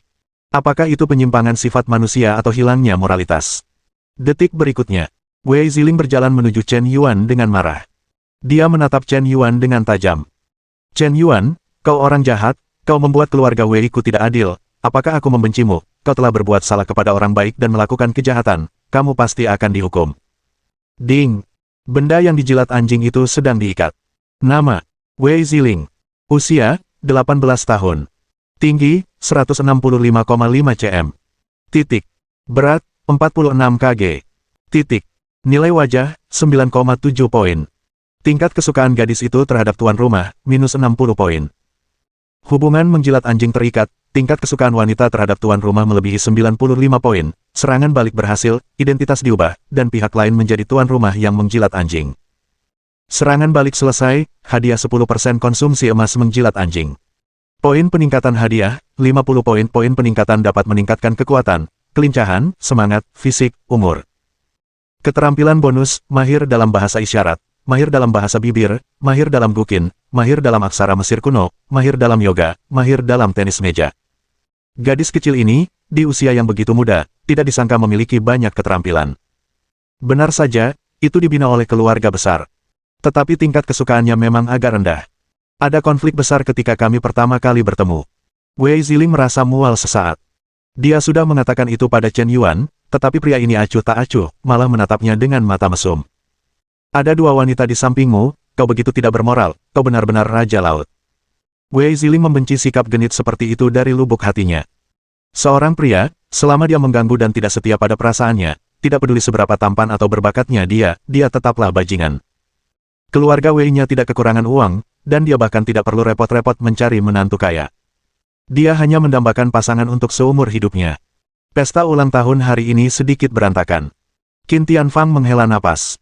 Cucunya begitu menyukai Chen Yuan, dia tidak tahu harus berkata apa. Hari ini, Si Yun dipermalukan dengan kejam, aku khawatir masalah ini tidak akan dibiarkan begitu saja. Tapi dia adalah murid Raja Pengobatan. Qin Tianfang menghormati Raja Pengobatan, bukan hanya karena Tuan Bei Chen telah menyelamatkan nyawanya saat itu. Lebih penting lagi, karena Bei Chen Yaowang memiliki cara yang tak terduga. Bukan orang yang malas. Dia ingin kau mati, dan kau bahkan tidak tahu bagaimana kau akan mati. Selain itu, Tuan Bei Chen juga memiliki daya tarik yang sangat besar di dunia sekuler. Jika daya tarik ini tidak bergerak, akan terjadi gempar, dan banyak keluarga terkemuka akan menanggapinya. Seseorang pernah menyinggung Raja Pengobatan. Atas perintah Raja Pengobatan, 300 keluarga berkumpul, yang hampir menyebabkan kepanikan di antara para pejabat tingkat tinggi. Bab 808. Setelah jamuan makan usai, Qin Tianfang menemui Wei Xiang sendirian. Wei tua, jika perlu, sebaiknya kau melakukan CT scan dan tes darah. Meskipun Si Yun telah mengucapkan sumpah yang mengandung racun, kau harus lebih memperhatikan kesehatanmu sendiri. Qin Tianfang menepuk bahu Wei Xiang. Keduanya telah berteman selama puluhan tahun. Tuan Qin cukup bijaksana. Meskipun Tuan Bei Chen sangat dihormati, bukan berarti muridnya pasti orang baik. Hanya karena Si Yun mengucapkan sumpah yang mengandung racun, orang tidak bisa mempercayainya 100%. Ya, tepat seperti itulah maksudku. Ada begitu banyak orang dalam pertemuan tadi. Tanpa bukti yang cukup, aku hanya bisa berpihak pada Si Yun. Dia telah menyelamatkan hidupku. Bagaimana mungkin orang tua itu dibenarkan oleh kebaikan seperti itu? Beberapa kata sepihak akan secara acak meragukan sang dermawan. Jika hal-hal yang tidak berterima kasih seperti itu tersebar, aku tidak tahu bagaimana semua orang akan memikirkan keluarga Wei-ku. Selain itu, Tuan Bei Chen terlibat dalam masalah ini, jadi kita harus lebih berhati-hati. Wei Xiang menggelengkan kepalanya. Tentu saja, dia tidak akan sepenuhnya percaya pada penjelasan Si Yun. Dan ada beberapa hal yang agak mencurigakan. Wei tua, kau hanya peduli pada muka keluarga Wei-mu, tetapi pernahkah kau berpikir bahwa kau akan menyinggung Chen Yuan dengan melakukan itu? Chen Yuan hanyalah seorang junior, jadi apa masalahnya jika aku menyinggungnya? Wei Xiang berkata terus terang. Junior. Prestasi junior ini mungkin sudah melampaui prestasi kita berdua. Ini adalah informasi yang aku selidiki tentang dia. Kau bisa lihat sendiri. Selama ini, keluarga Qin telah menyelidiki detail Chen Yuan. Ginseng berusia 1000 tahun dicuri, dan cucu perempuan kesayangan jatuh cinta pada Chen Yuan. Keluarga Qin tentu saja ingin menyelidiki detail Chen Yuan. Setelah penyelidikan ini, semakin aku menyelidiki, semakin aku takut, dan semakin aku menyelidiki, semakin aku merasa tidak percaya. Yang pertama adalah latar belakang keluarga Chen Yuan. Di permukaan, dia hanyalah anak desa biasa tanpa ciri khas khusus. Dia normal sejak kecil. Orang tuanya juga sangat biasa. Namun, dihadapkan pada hasil investigasi seperti itu, Bapak Qin mengatakan bahwa ia bahkan tidak percaya pada tanda baca. Mungkinkah keluarga biasa membesarkan anak-anak yang begitu luar biasa? Seorang anak desa, menciptakan rantai industri besar dengan nilai pasar triliun dalam setengah tahun, termasuk industri siaran langsung, platform e-commerce, film dan televisi hiburan, perangkat lunak komunikasi dan sosial, pengembangan real estate, grup farmasi, jaringan hotel, manufaktur telepon seluler, supermarket besar, dan yayasan amal, DEL. Mungkinkah ini diciptakan oleh seorang anak miskin tanpa modal? Sepertinya Anda bercanda. Kemudian berdasarkan situasi di atas, keluarga Qin mulai menyelidiki sumber dana Chen Yuan, dan menggunakan latar belakang resmi. Selama sumber dana Chen Yuan di balik layar dapat ditemukan, kekuatan di belakangnya akan tak terlihat. Tetapi kali ini penyelidikan benar-benar menghancurkan keluarga Qin. Mereka hanya dapat menemukan bahwa semua sumber dana Chen Yuan legal dan sesuai aturan, dan mereka tidak dapat menemukan hal lain. Tidak peduli hubungan seperti apa yang Anda gunakan, tidak peduli bagaimana Anda mencari, Anda tidak akan menemukan apapun. Keluarga Qin hanya dapat menarik satu kesimpulan. Mereka tidak memiliki cukup wewenang. Informasi dan sumber dana Chen Yuan yang sebenarnya adalah informasi rahasia tingkat SSSSS. Ini sungguh mengerikan. Tetua Wei meneliti informasi itu dengan saksama. Jantungku tiba-tiba berdebar kencang. Apakah ini benar-benar sesuatu yang bisa dilakukan oleh seorang pemuda di awal usia 20-an? Tata letak bisnisnya sangat canggih, setiap kali dia bermain dengan lawan-lawannya, dan melalui serangkaian metode tata letak, setiap proyek yang tidak terlalu kompetitif telah berubah dari sesuatu yang buruk menjadi sesuatu yang luar biasa dan berkembang pesat. Ini benar-benar generasi penyihir bisnis. Tunggu sebentar, sepertinya aku menemukan beberapa petunjuk. Mata Wei Xiang berhenti pada laporan pemeriksaan fisik SMA. Pak Qin, berapa tinggi Chen Yuan sekarang? Melihat bentuk tubuhnya, tingginya sekitar 185 cm. Kalau begitu, lihat laporan pemeriksaan fisik Chen Yuan di tahun ketiga SMA-nya. Di kolom tinggi badannya, dia mengisi 173 cm. Setelah anak laki-laki itu tumbuh dewasa, tinggi badan dasar tidak akan banyak berubah. Bahkan jika ada beberapa orang yang tumbuh lebih lambat atau tumbuh 2 kali lipat, fluktuasi ke atas paling banyak tidak akan melebihi 5 cm, jadi tinggi badan Chen Yuan paling banyak tidak akan lebih dari 178 cm. Tapi sekarang tinggi badannya 185 cm, yang berarti 12 cm lebih tinggi daripada saat pemeriksaan fisik. Lagi pula, bentuk tubuh Chen Yuan di masa mudanya relatif kurus, dan penampilannya tidak setampan sekarang. Meskipun garis wajahnya agak mirip, dibandingkan dengan saat SMA, citra keseluruhannya terlalu berbeda. Selain kemiripan wajah mereka, hampir tidak ada kesamaan di antara mereka. Mereka benar-benar berbeda, baik itu kepribadian, bakat, temperamen, pengetahuan, atau perilaku. Bukan orang yang sama. Tetua Wei berkata dengan yakin. Sepertinya benar. Jika Chen Yuan bukan Chen Yuan, lalu siapa dia? Siapa yang perlu menyembunyikan identitasnya dan bersekolah sebagai orang biasa? Siapa yang bisa menyembunyikan kebenaran? Begitu Qin Tian mengucapkan kata-kata itu, suasana tiba-tiba menjadi aneh. Qin Tua, cepat singkirkan barang-barang ini dan hancurkan segera. Aku akan berpura-pura tidak pernah melihatnya sebelumnya. Kita semua tidak boleh menyebutkan masalah ini lagi. Mengerti? Mengerti. Sial, orang tua ini terlalu tua untuk ditakuti. Kata-kata itu terbagi menjadi dua bagian. Setelah Si Yun meninggalkan aula perjamuan, dia tidak meninggalkan Hotel Regal, tetapi menyamar dan bersembunyi di kamar hotel. Dia tahu bahwa jika Tetua Wei menjalani pemeriksaan fisik hari ini, mereka pasti akan dapat mendeteksi neurotoksin dalam darahnya.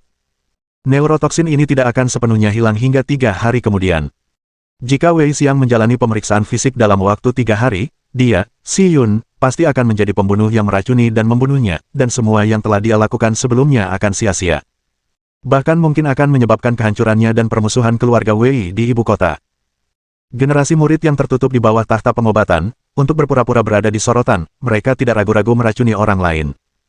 Jika ini terungkap, bagaimana mereka akan berbuat onar di masa depan? Saya khawatir saya akan dipermalukan di depan orang lain.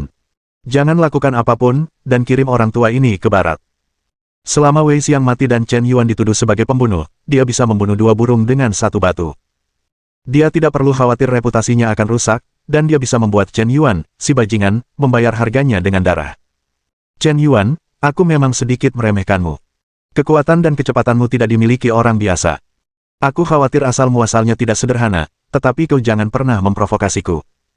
Menyinggungku, Si Yun, akan menjadi mimpi buruk yang tidak akan pernah bisa kau singkirkan seumur hidupmu. Secercah kedinginan muncul di mata Si Yun, lalu dia mulai membuat topeng dari kulit manusia. Petik 2. Setelah berjam-jam mengukir dengan teliti, sebuah topeng kulit manusia yang persis seperti milik Chen Yuan secara bertahap terbentuk. Bab 809. Akhirnya selesai juga, butuh banyak energi, cukup untuk membuat yang palsu terlihat seperti yang asli, namun, perlu sedikit penyesuaian pada tinggi badan. Chen Yuan tingginya 1,8 meter, dan aku hanya meter. Untungnya, perbedaannya tidak terlalu besar. Memakai penambah tinggi badan dari dalam seharusnya bisa mengatasi masalah ini. Untungnya, bentuk tubuh Chen Yuan hampir sama denganku. Jika bentuk tubuhnya terlalu berbeda, akan sulit untuk menirunya meskipun menggunakan teknik penyamaran. Sambil berbicara sendiri, Si Yun mengenakan topeng kulit manusia. Kemudian dia berganti pakaian yang sangat mirip dengan pakaian Chen Yuan biasanya, dan sekalian memakai riasan agar topeng kulit manusia terlihat lebih nyata dan alami. Dari segi gaya rambut, sentuhan akhir juga telah dilakukan. Hampir dari ujung kepala sampai ujung kaki, perubahan penampilan telah dilakukan. Akhirnya, dia tersenyum puas. Dengan bantuan identitas Chen Yuan, sejahat apapun perbuatannya, semua kesalahan akan ditimpakan pada Chen Yuan satu persatu. Kebetulan, konflik telah pecah antara Wei Xiang dan Chen Yuan. Dalam amarah yang meluap, Chen Yuan melakukan pembunuhan, dan ada motif di balik pembunuhan itu. Sempurna.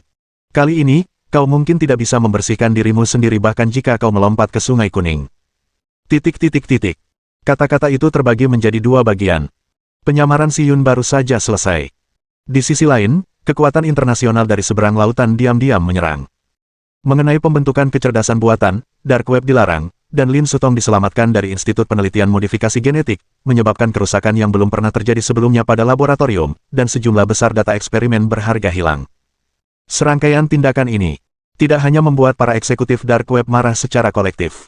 Bahkan seluruh perkumpulan tengkorak dan tulang pun geram. Keberadaan macam apa yang akan dimiliki oleh kerangka? Organisasi ini telah berdiri selama lebih dari 100 tahun, dan para anggotanya secara bersama-sama hampir dapat mengendalikan seluruh arena politik Amerika, militer, ekonomi, dan bahkan arah ekonomi dunia. Adapun Tuan X, pemimpin Dark Web, dia hanyalah anggota Skull and Bones. Kita dapat membayangkan betapa menakutkannya organisasi ini. Proyek modifikasi genetik manusia, proyek penelitian anti kemanusiaan semacam ini, dapat berjalan lancar justru karena dukungan dari Skull and Bones. Namun proyek tersebut disabotase. Subjek kedua yang berhasil direbut. Dan orang ini tidak melakukannya secara diam-diam, dia memposting tugas di Dark Web secara terbuka. Menggunakan 1000 juta koin Dark Web, setara dengan 37 miliar koin Huaxia, untuk menyewa pembunuh dan merampok objek transformasi eksperimental yang berharga. Perilaku semacam ini benar-benar memprovokasi keagungan perkumpulan tengkorak dan tulang dan otoritas Amerika Serikat. Jika orang seperti itu tidak mati, dia mungkin akan menimbulkan kekuatan penghancur yang lebih menakjubkan. Karena itu, Chen Yuan harus mati. Kali ini, tengkorak dan tulang telah memberi perintah. Dengan Raja Pembunuh, reinkarnasi kiamat sebagai pemimpin, dan 50 agen Chiatop, mereka mengepung dan menekan Chen Yuan. Jika dia bisa ditangkap hidup-hidup, dia akan ditangkap hidup-hidup. Jika dia tidak bisa ditangkap hidup-hidup, dia akan dibunuh di tempat.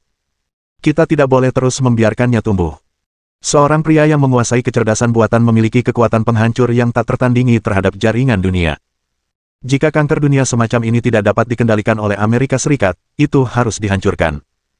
Tuan Dum, kami telah mengetahui bahwa malam ini, Chen Yuan menginap di kamar 1615 Hotel Regal. Roket-roket telah disiapkan. Selama Anda memberi perintah, kami dapat menghancurkan seluruh Hotel Regal hingga rata dengan tanah. Seorang agen AS melaporkan melalui mikrofon headset. Sebanyak 50 agen telah dikerahkan di sekitar Hotel Regal. Di gedung tinggi yang berada di seberang Hotel Regal, 10 agen khusus telah mengarahkan roket ke kamar 1615 di seberangnya. Seseorang telah memasang bom berdaya ledak tinggi di tempat parkir bawah tanah hotel. Jika semua bom meledak, itu akan cukup untuk menghancurkan seluruh gedung.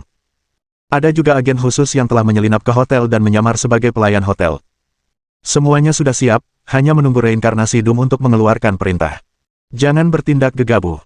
Meskipun catatan check-in di hotel menunjukkan bahwa Chen Yuan memiliki catatan kamar di kamar 1615, itu belum dikonfirmasi. Dia ada di kamar. Jika Anda melewatkannya, Anda akan mengejutkan ular itu. Lawan kita kali ini sangat licik dan kuat. Bahkan bom pun mungkin tidak bisa membunuhnya. Kita harus bertindak hati-hati. Baik, Pak. Waktu, 1 menit dan 1 detik berlalu. Sebelum saya menyadarinya, sudah pukul 7 pagi. Laporkan kepada petugas, agen nomor 6 menemukan target di koridor lantai 12. Laporkan kepada petugas, agen nomor 6 menemukan target di koridor lantai 12. Target baru saja naik lift dan tiba di lobi kafetaria hotel. Kemungkinan besar dia sedang sarapan. Semuanya, bersiap bertindak. Baik. Setelah semalaman menyamar, Si Yun akhirnya mencapai level yang dia inginkan. Setelah begadang semalaman, dia sudah lapar. Jadi dia mengenakan penampilan Chen Yuan dan muncul di depan umum, siap untuk sarapan. Begitu dia muncul di ruang sarapan hotel, seseorang langsung datang menyapa. Asap selalu enak. Tuan Yan, saya penggemar Anda, bolehkah saya meminta tanda tangan Anda? Tuan Yan, film Anda sangat bagus, saya sangat menyukai Anda. Bos, saya manajer umum hotel ini, dan nama saya Su Hongye. Popularitas Chen Yuan benar-benar melebihi imajinasi Si Yun. Begitu dia muncul, sekelompok gadis menyambutnya. Bahkan hotel Regal Bintang 5 ini juga dimiliki oleh Chen Yuan. Seketika, rasa iri Si Yun berubah ungu. Baru saja, Wei Xiang dan cucunya, Wei Ziling, juga muncul di aula kafetaria. Si Yun sedikit menyipitkan matanya, kesempatan telah datang. Di bawah pengawasan semua orang, membunuh Tuan Wei di tempat, tuduhan pembunuhan Chen Yuan sama sekali tidak bisa dibebaskan. Mata Si Yun terarah, dan dia segera bangkit, memegang garpu baja, dan berjalan menuju Wei Lao. Tepat saat itu, tiba-tiba, bulu kuduknya berdiri, dan dia merasakan niat membunuh yang tak dapat dijelaskan menyapu dirinya. Seorang pelayan yang membawa nampan mengangkat tangannya dan mengeluarkan pistol dari bawah nampan. Dia menembaknya tanpa ragu-ragu. Bang bang bang bang bang. 6 tembakan beruntun, dan peluru hampir melesat melewati kulit kepala Si Yun. Dia langsung berkeringat dingin. Untungnya, kecepatan reaksinya luar biasa, keterampilannya sangat lincah, dan dia lebih kuat dari Raja Pasukan Khusus rata-rata. Menghindari semua peluru dalam jarak 15 meter, keterampilan seperti ini layak dimiliki oleh murid Yao Wang. Sambil menghindari peluru, dia menembakkan 5 jarum terbang beracun tanpa ragu-ragu, menusuk alis agen wanita itu di tempat. Karena dia menggunakan identitas Chen Yuan. Ketika membunuh orang, dia tentu saja tidak memiliki rasa malu. Baik itu membunuh Wei Xiang atau membunuh orang lain. Seekor anjing yang terlalu percaya diri, berani menyerang Lao Su secara diam-diam, dia sudah lelah bekerja. Namun Si Yun belum berpura-pura, ketika tiba-tiba 5 atau 6 agen lainnya ikut terlibat masalah. Kali ini, 6 senapan AK diangkat, dan senjata-senjata itu diarahkan untuk menembak. Berbaring di rumput. Bab 810. Tepat pada saat kritis, Si Yun mengerahkan seluruh kemampuan fisiknya. Dengan kecepatan luar biasa, ia bergerak lincah dan menghindar, lalu dengan paksa menghancurkan jendela-jendela hotel dari lantai hingga langit-langit dengan tubuhnya, dan melompat dari lantai 3. Untungnya, lantai ruang sarapan hotel tidak terlalu tinggi. Jika berada di lantai 10, ia pasti akan langsung mati kedinginan. Tuh. Beberapa peluru AK melesat ke tubuh Si Yun di tempat. Meskipun posisinya sangat fleksibel dan kecepatannya sangat gesit, kemampuan menembak agen-agen top ini sungguh luar biasa. Dan daya tembaknya begitu kuat, mustahil baginya untuk menghindari semua peluru. Hampir saja. Sial, siapa yang akan membunuhku dalam gelombang ini? Siapa yang mengirim orang-orang ini? Apakah identitasku telah terungkap? Tanpa alasan. Untungnya kali ini, aku mengenakan armor ulat sutra surgawi yang diberikan oleh tuanku, kalau tidak aku pasti sudah hancur berkeping-keping di tempat. Si Yun tahu bahwa bahaya belum hilang. Setelah melompat dari lantai 3, dia langsung merampas Porsche 911 yang hendak parkir. Seorang pemuda berkepala besar dan bertelinga lebar diseret paksa ke bawah. Dengan suara, boom, dia berbalik dan bergegas keluar dari pagar pembatas tempat parkir. Tuan Smoke. Tuan Yan benar-benar mencuri mobilku. Sialan kau, paman. Boom. Ledakan keras. Saat Porsche 911 menerobos pos penjaga, sebuah roket melesat ke arahnya. Ledakan mengerikan menyapu langit. Pos penjaga itu langsung lenyap. Gelombang udara besar menyapu, dan beberapa pejalan kaki yang tidak bersalah terlempar di tempat. Orang gemuk itu bodoh. Seseorang ingin memburu Tuan Yan, kenapa sampai menggunakan roket? Berbaring di rumput. Para pemilik Porsche panik. Si Yun di dalam mobil hampir ketakutan setengah mati. Sedikit lagi, dia langsung meledak di tempat. Aku Gurni. Laporkan ke petugas, target baru saja melarikan diri dari Hotel Regal dan menuju kebun Sungai Huangpu. Sialan, aku menembak Chen Yuan beberapa kali barusan, dan dia terlihat seperti orang biasa. Dia sama sekali tidak melambat. Awalnya, aku ingin menangkapnya hidup-hidup. Dari situasi saat ini, tampaknya senjata api biasa bukanlah ancaman besar baginya. Semuanya, kalian tidak perlu menahan diri lagi. Gunakan daya tembak besar untuk menumpasnya. Segera mundur dari Hotel Regal, dan bunuh Chen Yuan dengan segala cara. Chen Yuan akan mati hari ini, atau kau yang akan mati, mengerti? Baik, Pak. Semua agen langsung bubar. Hanya semua orang di kafetaria yang terdiam. Termasuk Wei Xiang dan cucunya Wei Ziling, langsung terstunet. Baru saja bersiap-siap ke kafetaria untuk sarapan. Lalu ketika keluar dari lift, dia bertemu Chen Yuan yang sedang dikejar dan dibunuh. Orang-orang ini semuanya bersenjata api, terlatih dengan baik, dan senjata berat. Ini adalah kota sihir, metropolis internasional, di mana manajemen senjata api Tiongkok sangat ketat. Orang-orang ini tidak hanya memiliki senjata api, tetapi juga roket. Apakah ini kedatangan teroris? Benar-benar melanggar hukum. Kakek, aku takut. Jangan takut, target orang-orang ini pasti Chen Yuan, dan aku tidak tahu siapa yang dia sakiti. Panggil polisi cepat. Wow, Bu, aku bertemu teroris. Setelah para agen itu pergi, beberapa orang ketakutan dan menangis di tempat, lalu bergegas menelepon ibu mereka. Beberapa orang mengeluarkan ponsel mereka dan bersiap untuk mengunggah ke Moments. Tulisan di ponsel mereka berbunyi, aku bertemu teroris hari ini dan melihat Tuan Yan dikejar dan dibunuh. Aku membuat bayi itu ketakutan setengah mati. Lokasi kejadian. Hotel Regal. Gila, apa-apaan semua ini? Si Yun hanya merasa bahwa semua ini di luar imajinasinya. Jika Chen Yuan ingin membunuhku, bukankah dia akan menggunakan roket di pintu masuk hotelnya tanpa mempedulikan dampaknya? Mungkinkah orang-orang ini tidak datang untuk membunuhku, tetapi Chen Yuan tergeletak di rumput. Si Yun, yang sedang berlari kencang di jalan, tiba-tiba menyadari alasan kejadian tersebut. Mungkinkah cucu Chen Yuan yang menyinggung beberapa kelompok teroris yang tidak dikenal, dan orang-orang ini datang untuk membunuhnya, tetapi aku kebetulan bertemu dengannya. Mereka menganggap Chen Yuan sebagai bajingan, jadi mereka ingin membunuhku dengan segala cara. Setelah mengetahui penyebab kejadian itu, Si Yun hampir muntah darah di tempat. Nima ini terlalu sial. Tidak, aku harus segera melepas topeng kulit manusia ini dan terus memakainya. Bukankah aku yang menanggung kesalahan bajingan Chen Yuan itu? Tapi topeng kulit manusia khusus itu sama sekali tidak bisa dilepas. Untuk memastikan keaslian yang memadai, bahkan ekspresi wajah Chen Yuan yang halus pun dapat direkonstruksi. Topeng kulit manusia yang dibuat khusus itu hampir sepenuhnya menempel pada kulit wajahnya, dan dia perlu mencucinya dengan ramuan khusus untuk melepaskan topeng kulit manusia tersebut. Jika tidak, topeng itu tidak akan bisa dilepas sama sekali. Dadadadadada. Saat Si Yun lengah, sebuah helikopter tempur tiba-tiba muncul di langit. Ada dua agen di dalam pesawat itu. Satu agen bertugas menerbangkan pesawat, sementara agen lainnya mengendalikan senapan mesin berat di helikopter tempur, dan mulai menembak membabi buta ke tanah. Sial, kau membunuh orang yang salah, kau membunuh orang yang salah. Aku bukan Chen Yuan, bodoh. Si Yun membuka jendela mobil dan meraung liar, berharap agen-agen di pesawat bisa mendengar apa yang dia katakan. Tapi jelas dia hanya berpikir omong kosong. Suara senapan mesin berat begitu keras, bagaimana mungkin suara gemuruh tanah bisa terdengar? Serangkaian peluru senapan mesin berat menyapu tanah. Menghancurkan Porsche 911 ini menjadi rongsokan di tempat. Boom! Dengan suara keras, mobil itu meledak. Setelah beberapa kali berputar di jalan, dia berhenti. Pintunya terbuka. Si Yun keluar dari mobil. Vitalitasnya juga sangat gigih. Aku bukan Chen Yuan, kalian membunuh orang yang salah, tidak bisakah aku menyerah? Si Yun ingin menangis tetapi tidak bisa mengeluarkan air mata. Tuk-tuk gelombang. Agen di helikopter bersenjata menemukan bahwa Chen Yuan belum mati, dan segera menambahkan tembakan lagi. Si Yun sangat ketakutan sehingga dia berlari liar lagi. Cari air, di mana ada air, aku bisa melelehkan topeng kulit manusia di wajahku. Selama aku menunjukkan wajah asliku, orang-orang ini tidak akan mengejarku. Sungai Huangpu ada di depanku, aku pasti bisa melarikan diri. Di saat krisis ini, Si Yun menunjukkan tekad untuk bertahan hidup yang belum pernah terjadi sebelumnya. Dia menopang tubuhnya yang terluka parah, bergerak lincah, dan hampir menghindari semua tembakan senapan mesin berat. Satu demi satu, peluru senapan mesin berat hampir melesat melewati tubuhnya. Seperti sabit kematian, berkeliaran di sekitarnya.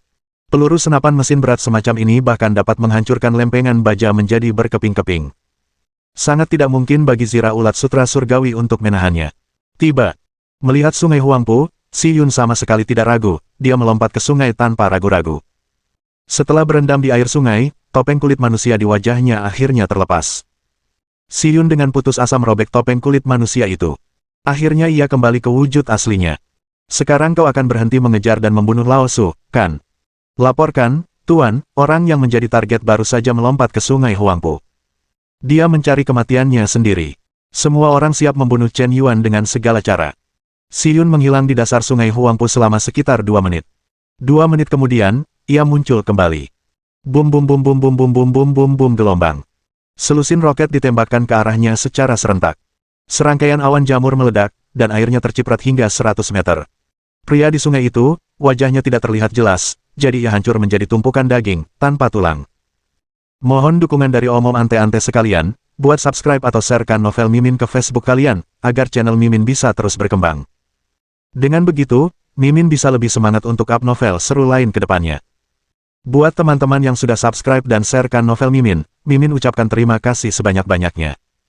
Sekiranya teman-teman menghadapi masalah video diputar dalam bahasa Inggris, coba tukar kepada bahasa Indonesia original melalui cara ini. Semasa mendengarkan, pencet tombol setting di atas kanan video, pilih audio track dan tukar bahasa.